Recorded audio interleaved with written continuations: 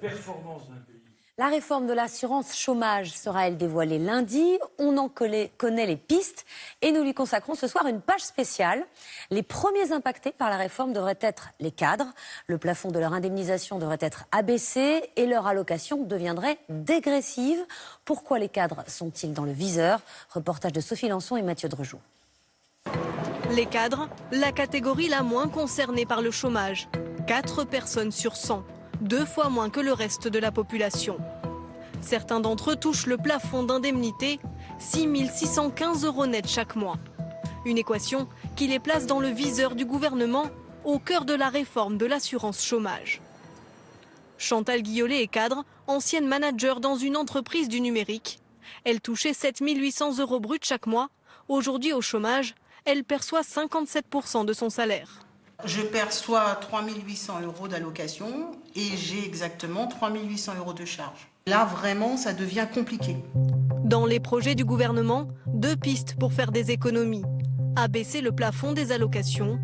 Autre option, pour les revenus les plus aisés, rendre ces indemnités dégressives. Au bout de quelques mois, elles diminueraient.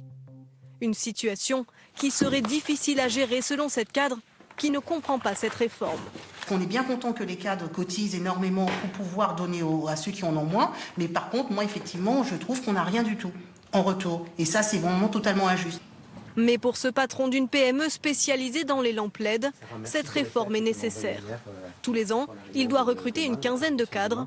En moyenne, chaque fois, 4 candidats refusent le poste, car selon lui, les allocations sont trop élevées.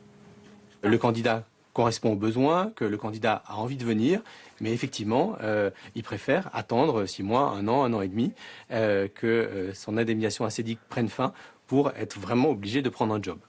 La dégressivité des indemnités chômage pour inciter à travailler rapidement, les salariés, eux, sont partagés. On va se dire, je vais prendre un petit peu de recul sur ma vie, je vais profiter de mes enfants. À mon avis, si on avait quelque chose de dégressif, c'est un temps qu'on se donnerait en tout cas beaucoup moins, parce qu'il y a quand même une pression du résultat. Je trouverai un métier relativement assez rapidement, donc j'aurais pas à m'inquiéter d'une baisse des indemnisations. Viser les indemnités chômage des cadres pourrait permettre des économies de plusieurs centaines de millions d'euros par an. Qui a droit au chômage aujourd'hui? Combien peut